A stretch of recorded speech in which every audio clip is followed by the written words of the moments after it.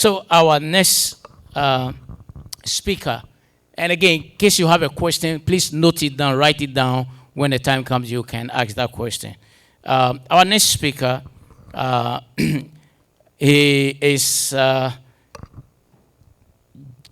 Joseph Amankrah, is the president of F.O.A.C. Technical Manufacturing and Training Corporation, with a background in mechanical engineering from Imperial College London.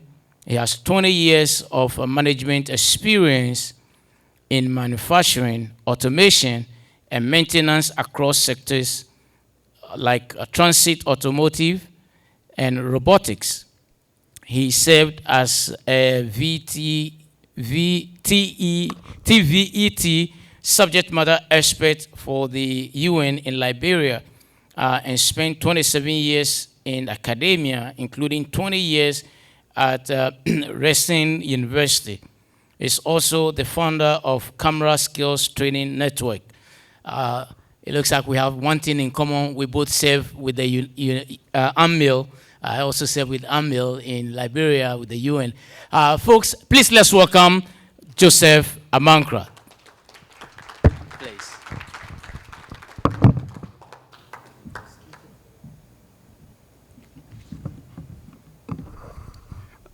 Before I start, I will want to ask God to give me the words to speak his thoughts. I'm going to throw a slant into what we are doing here today, because I'm from the sector that has caused all the problems in Africa and around the world. And what am I saying? Now, who I am is not important. But what I have to tell you is there is a major gap in understanding what the problems are around the world now, pertaining to climate change, environmental, indigenous lands, and so forth. And what are these problems? Industrialization. When you look at industrialization, we look at the comforts that we have here today, the chairs we sit on, the buildings we live in. How do we keep cool? The energies we utilize, they're all governed by industrialization. And what is the problem? Now, from my journey that I've had for the past, well, I won't say how many years, but it's long enough. Yes, I'm only 21, just in case you want to know. Now, I've been told that I am very stubborn. I used to be very stubborn. That's what my grandmother used to tell me. She used to call me Aponchi. Okay, so that's for the Ghanaian folks here. Now, my journey has been one of discovery, because when I started my engineering, you never see people of my color in it, especially in the Great Britain.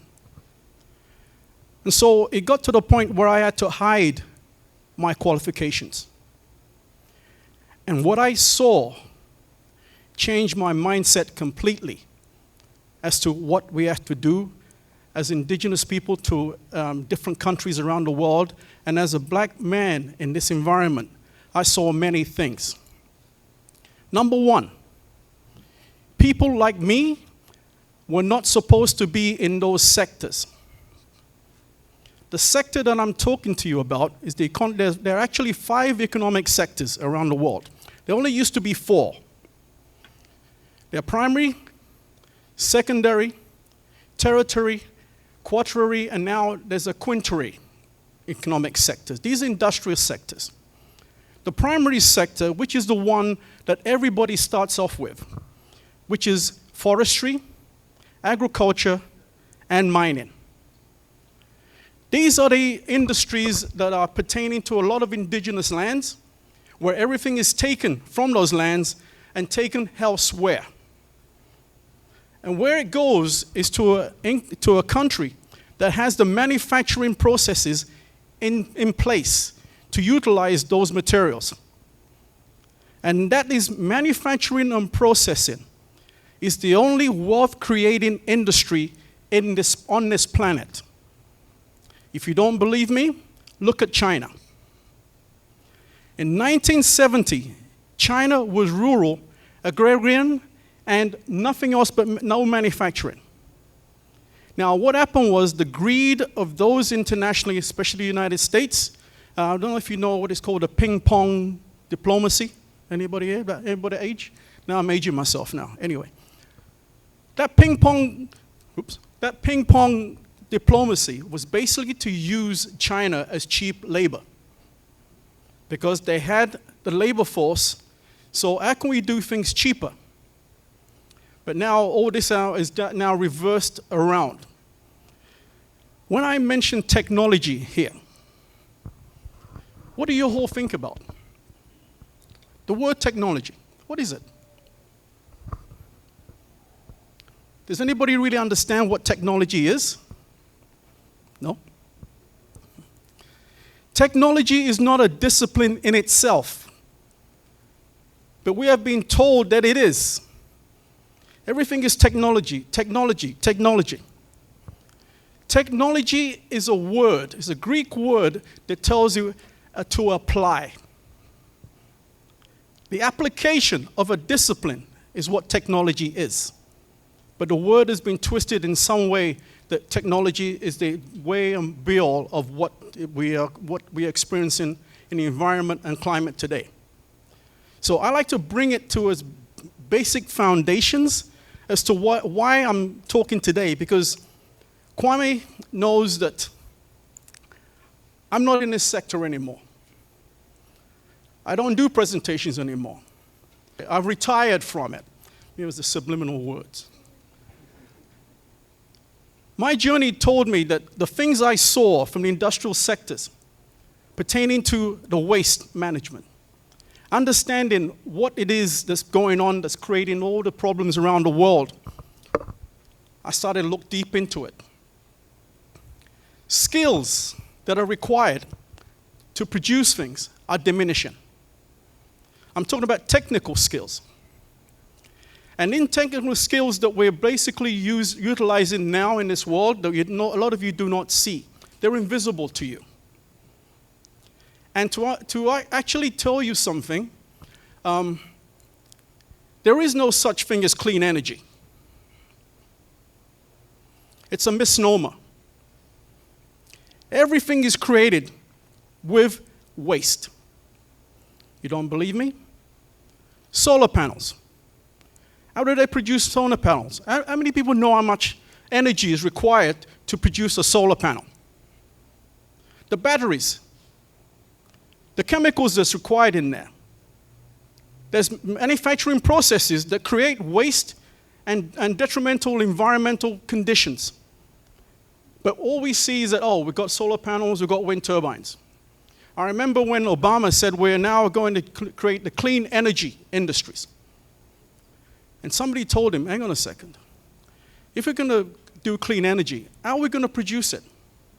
Because they realize, hold on a second, we don't have the skills. What are these skills? They called them the green energy skills. Do you know what they were? Machinist, millwright, electrician, welders. These are skills that built the industries. But these are also skills that are looked down upon in our communities. And to let you know, these are the skills that can reverse the detriment that's happening in the indigenous societies. You're going to ask me, how do you know that? I have seen it. I worked to the United Nations to do a subject matter expert in Liberia to understand the TVET. TVET is called Technical Vocational Education and Training. This is what we call the skilled trades here. And the EU was funding this program by 30 million euros. The idea was to actually educate the schools in Liberia to understand the importance of technical skills and education. I was there for 3 months. It took me a month to understand the educational system in Liberia. What I found out is they neglected to understand that you need the basic education before you can do anything. And so they basically thought, you know, if these kids are failing in school or their parents can't afford for them to go to higher levels of education, by grade 5, they were streaming them into the technical education area. But these weren't the skills they were teaching. The skills were negligent. They were basically turning the young people to be, they were basically teaching them to fail. Because what they taught them did nothing.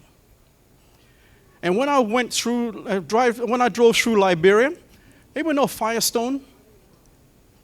Everybody drive a car here, right? Okay. That little black thing that rolls around under your car, tires. Firestone, as close to a quarter of Liberia given to it to produce rubber. And when you see the damage they do to the roads in Liberia, it's unbelievable. The people are suffering. There's water pollution. The environmental side of things is something else that's unbelievable. Now, the population of Liberia was close to 80% youth under the age of 25 after the war, after the Liberian War. And so the labor force is there, but the training is not. Now, this brings me to Ghana. I may upset a few people here today, but I'll apologize ahead of time. After my stint with the UN, I decided, you know what, let me go back home. I was born, let me just give you a little background of who I am. I was born in Lagos, Nigeria, but my background is Ghana. I left Nigeria at the age of 6 and lived in the UK. That's why you hear the Australian accent. So, I went back home, and I had some technical things I wanted to try and pass in Ghana. And so I thought, because a friend of mine said to me, go home, go to Techuma, come and see what's there. I went to Techuma, and I loved it. I felt I was back home. And so I said, what can I do for you? I went to Techuma. Anybody been to Techuma here? The market there, how many people know Square One? Okay. Imagine Square One multiplied by 20. And this is a 4-day market. It starts on Thursday, Friday, Saturday, and Sunday. And when I went there and I looked, I said, my God, this is unbelievable. So I said to them, look, what happens to all the produce that's not sold? My friend said to me, you know, we just dump them. I said, what do you mean just dump them? He said, well, the farmer's not going to take them back. They just throw them away. I said, you're kidding me. He said, yes. So I said, have you ever heard of biogas? He says, no. I says, biogas, you can use that waste to energy. And this is the journey that I want you all to hear, especially those in the political side of things, to understand that I know that you only have 4 years to show anything, okay? But there has to be a basic foundation in place to make sure it actually keeps going on. And so, when I approached them, we decided to say, okay, what can we do? I'm not sure if anybody knows a company by the name of Blue Skies. Fruit processing, yeah. I made an arrangement to meet with the owner. I mean, I don't know which actually is the owner right now, but there's a partnership. Now, Blue Skies is a company that produces fresh fruit that is harvested in Ghana, and also to the point where they have to import fruits from Brazil because the actual demand is so high. So I said to them, I went to visit, and I said to them, okay, what do you do with your waste? They said, well, we give it to farmers to produce juice, or they can put it on the land. I said, you can't just put fruit waste on land. It's called leachate. Everybody know what that is? It becomes acidic. And so while we were walking around, this is 1 o'clock in the afternoon, all of a sudden the whole plant goes boom, no power. I said to him, what's going on? He says, oh, we get this 2 or 3 times a day. I said, what do you mean 2 or 3 times a day? I said, well, yeah, the power goes out. I said, what do you do? Oh, we use the generators. Two 500 kilowatt generators were running the plant because they have to run 24/7. And I said to him, how much money do you spend on diesel fuel?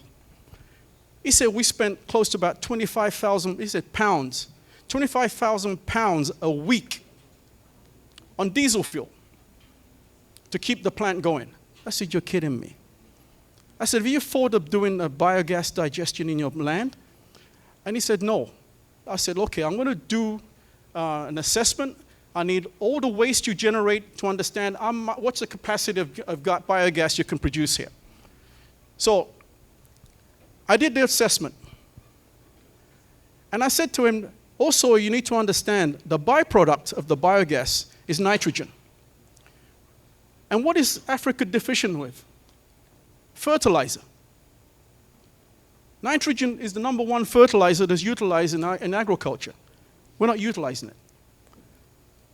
So when I put the proposal to them, they would have spent close to about $2.5 million. And a return on investment on that was only 2.5 to 3 years. Because the 25,000 pounds a week on diesel fuel, that's a lot of money. The same thing happened when I approached Ghana palm oil. Anybody know what Ghana palm oil is? Okay. I went to visit the plant. When I got there, I realized Ghana palm oil does not belong to Ghana anymore. Do a lot of you know that? It belongs to a Belgian company that bought out Ghana palm oil. And they used to utilize burning of wood to generate the power to get the system going, with the boilers. So I went to visit. And the general manager said to me, well, what do you want? I said, I just want to know, why aren't you using biogas? And he says, well, we do. I said, what do you mean you do? They are tailing ponds. I don't know if you know the effluent that comes off palm oil. The effluent, when it comes off and you let it sit, it generates biogas by itself automatically.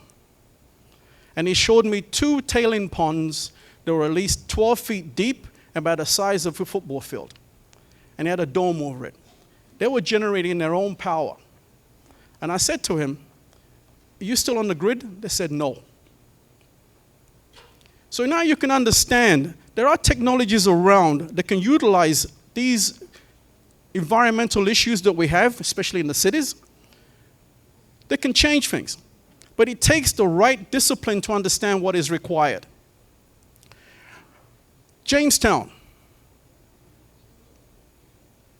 Anybody know with Jamestown in Ghana?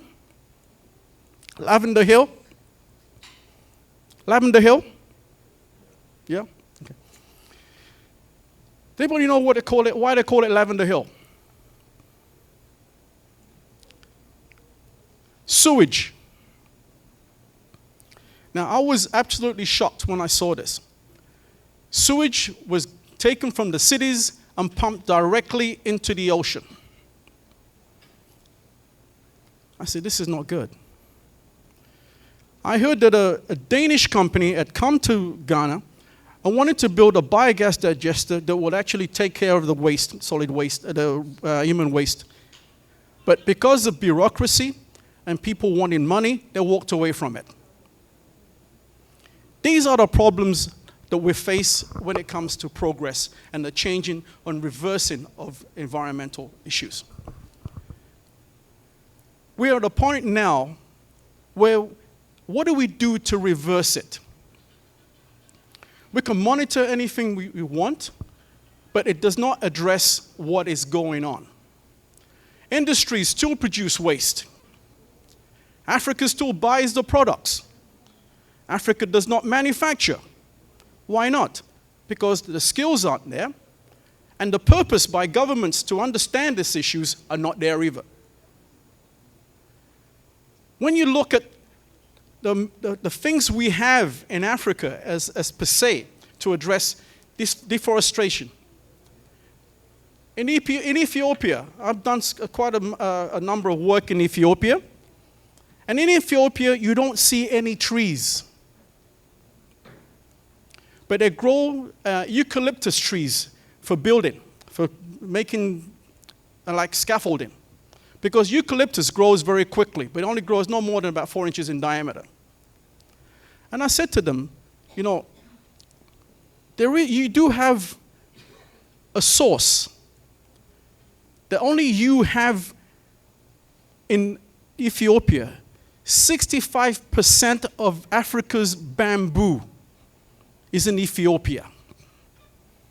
And bamboo is a renewable source, a sustainable source, that certain bamboos can grow 4 feet in one night. This can give carbon credits to the governments to understand, you know what, we have a resource here that we can grow, that we can get carbon credits from, but you can also utilize bamboo for a lot of things. If I mention bamboo here, a lot of people say, oh, for making chairs, making baskets, and so forth. No, you haven't even touched the surface. Bamboo, by itself, in certain aspects, is considered gold. It's called green gold. And why is this? Anybody here heard of activated charcoal? Activated charcoal. Activated charcoal, if you were to go to hospital by poisoning, what's the first thing they give you? It's activated charcoal. Okay? Activated charcoal in itself as a cell will absorb 20 times its surface area of any toxic bodies in you or anywhere you put it. It's a filter. Change this. We have the materials to use to do it. We have the manpower if they're trained correctly to address this. Ghana has bamboo. In fact, Ghana has one of the hardest bamboo in the world, but you're not utilizing it. Bamboo could be used as building materials. Instead of using concrete and cement, you can use bamboo. Laminated bamboo can be used for girders. They're even stronger than some steels. These are the type of technologies I try to impasse to our people, but it seems that if you don't have money to give somebody, they're not listening to you. So you get to the point where you say to yourself, I give up. Okay? And people say to me, oh, I like your passion. I said, this is not a passion. Okay? I'm not doing this for myself. It's a duty. And if somebody says to you they like your passion, they're basically telling you you're selfish. Because what is your goal? Is your goal for you to look good, to say you did something? Or is it for you to do something that works and continues to work and then walk away? I take it as a duty. I'm too old for this now. Okay? And so I hope the young people here will start looking at what is required.